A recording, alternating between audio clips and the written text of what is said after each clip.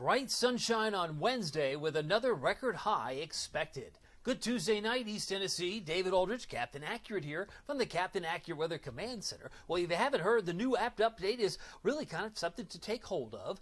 The dark mode that's now easier on the eyes and easier to make out or discern the snow when it's falling across the Great Lakes, as pictured here on the left, is another nice feature to have. It's an option. Improved lap speed, improved lapse bar. But what everybody seems to be talking about is the past 2 hours, the real-time radar, and the future model radar, all seamless, all combined in one product. You just hit the play button at the bottom and you'll watch the cloud dance across the bottom of the screen, and it all puts the past, present, and future all in one screen. Love that. The app is also equipped with Pete Michaels Traffic, bar none, the best Knoxville traffic reporter in town. You get all the National Weather Service alerts. You get 3 extras, including the twisting storm approaching, which was and sounded off during that EF3 in West Knox County not too many months ago. Dangerous storm approaching with a BTI, that's the Barron Tornado Index. You get a scale of 0 to 10. How likely is a tornado on the ground? Wouldn't you like to know? Well, that information is provided right on your phone, along with the storms in your area, which is an alert when anything is within 25 miles of where you are.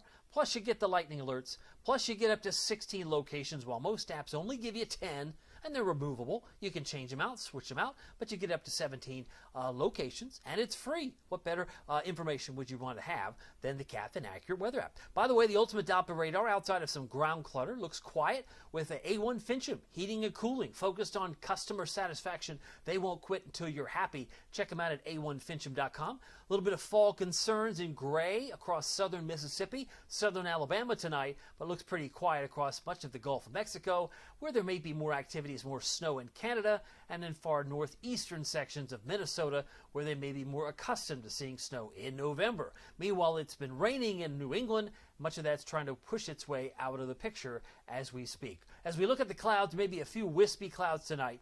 Mostly clear skies. It will be a mild night, relatively speaking. Normal low is 40. We should be in the low 50s tonight, and that would be about it. But what's interesting to see how variable it was this morning. Now, behold, take a look at these numbers. These were the actual lows. Now, La Follette was 43, while it was 52 in Knoxville. So wait a minute, that's 9 degrees different. Yes, and there was what? 41 in Athens, but it was 57 in Oneida, so you're 16 degrees. Well, what was going on? Well, unless there was a southwest wind moving, in some cases there was no wind, you cooled more rapidly. So for those that were in the lower 40s, you had no wind, and you fell down in the 40s pretty quickly. But for those that had a wind out of the southwest, it kind of warmed us up in some spots. It's just the variability of the season, and it was quite more interesting from an academic standpoint. How low did we get last night? But we did reach a record high today. We tied from 1996, back when Bill Clinton was in the White House, 63 the normal high. So if we were pushing near 80, I think tomorrow's even warmer than today, and I think we'll have another record high on Wednesday.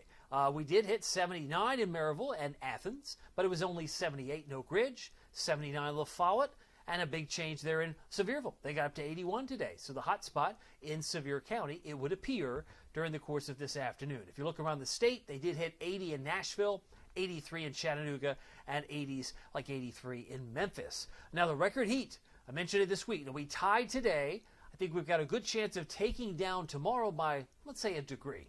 Let's go 82, record high 81 from 2005. So I'm kind of like trying to thread a needle here, but I do think we've got a good chance of breaking the record tomorrow rather than just tying it. So another record high tomorrow. Finally, some rain late week. Yeah, he says finally. Finally some rain because we need it badly. And then some cooler air is expected for this weekend. Let me show you how much rain you can expect. Now, some of the models are a little quicker, to be fair, a little quicker in bringing the rain in here Thursday afternoon. Now, this model is a little sheepish. I will grant you that. You see some coloring there in southeast Kentucky by 11 o'clock. Some wants to bring it all the way to Oak Ridge by 11 o'clock on Thursday. So there's some timing issues, but by and large, the lighter green, that's the areas from Jamestown to Middleborough and La Follette, may have the bulk of the rain. So we get maybe about a quarter inch, maybe as much as a half inch across much of the area, with the heavier totals mainly north of Interstate 40. And every drop will be beneficial, but it's not going to cure the fact that we're now over 3.5 inches below normal for the year. That's how dry it's been in East Tennessee, and that September, October dry months that we had didn't help. We had an above average month, for August, but we did not have that in September, October. It's been exceedingly dry. So as far as Missouri is concerned, for those that might be traveling to Columbia, this game is going to be televised on CBS. It's a 3:30 kickoff Eastern time and should drop about 10 degrees from kickoff to the fourth quarter. So from 61 to 51, just some scattered clouds, some hazy sun. Both teams are 7-2. Should be a great matchup on Saturday afternoon. Meanwhile, with the warm front moving toward the Ohio Valley, we see all these red arrows pushing a warmth into our picture tomorrow. And I expect winds will gust around 25 tomorrow from the southwest.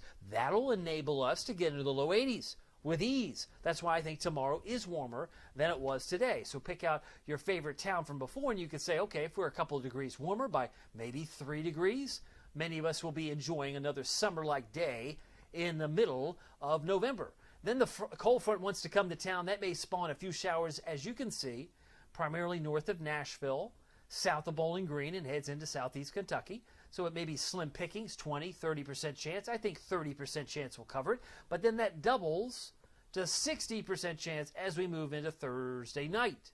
Because of this, all the rain from Huntsville to Memphis, Pine Bluff, and Little Rock worked its way in this direction. So by the time we hit Friday, I've got an 80% chance of rain. May not rain in the entire period of time, but it will certainly be soggier than we've seen it in quite some time. We could benefit from all this drop of rain. Now, future visibility, maybe just a hint of some fog in the foothills and Smokies, as illustrated here, but just don't expect much in terms of fog tomorrow, despite the fact it's relatively mild, starting off in the lower 50s. About 51 for Morristown, 49 for Middlesboro, and 49 for Kingston, Rockwood, Harriman, as well as Nyota and Sweetwater, about 48 Athens, 53 for Tellico Plains. So based on the nooks and crannies of East Tennessee, where the wind is moving, you're going to get the low 50s. If the wind's not moving, there's a good chance you could cool easily into the upper 40s. So for tonight, 51, mostly clear, mild wind south-southwest 3 to 8. We look ahead to tomorrow. I'm expecting 82, but there could be an 83 in Newport, Maryville, Alcoa. Easy peasy. I mean, with that wind gusting to 25, it's possible. Mid-70s tomorrow for Jamestown, Crossville, Grimsley, Lake Tansy, Fairfield, Glade, Kingston, about 81. 82 for Tellico Plains, Madisonville. A beautiful day with bright sunshine. So breezy, or at least turning breezy. Record high 2005. And with a gust of wind around 25, sustained wind should be about 5 to 15 miles per hour. Here's your Captain Accurate Weather Authority forecast. I wanted to focus on the down arrow because that's what's going to happen on Friday. And Friday is going to be one of these misleading days because if all you do is look at this map, you go, it said 64. That's going to come before the sun comes up. So between midnight and, say, 5 a.m., 64. So if you work the third shift and it's raining, you say, hey, yeah, it was 64. But if you wake up at 6, 7, or 8, heading out the door, it's already in the 50s. So I urge you, dress for the 50s on Friday. It may be academic, but I like to be precise. So I've got the down arrow. But Veterans Day, we do bounce back up to 62 with the heating of the day, hazy sun and scattered clouds. It's mostly sunny Sunday. And then Monday, also in the low to mid-60s. Not bad. We do get some colder mornings. Once we move into Tuesday of next week, we're down to about 35 degrees. I mentioned it just a moment ago.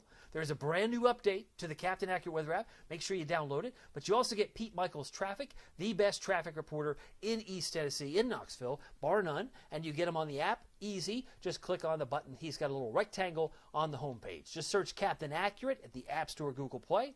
At the App Store, Google Play, and it works great on your iPad as well. Well, my name is David Aldridge. Some people call me Captain Accurate. It's not easy being accurate, so weather doesn't surprise you. We'll see you here next time. Take care.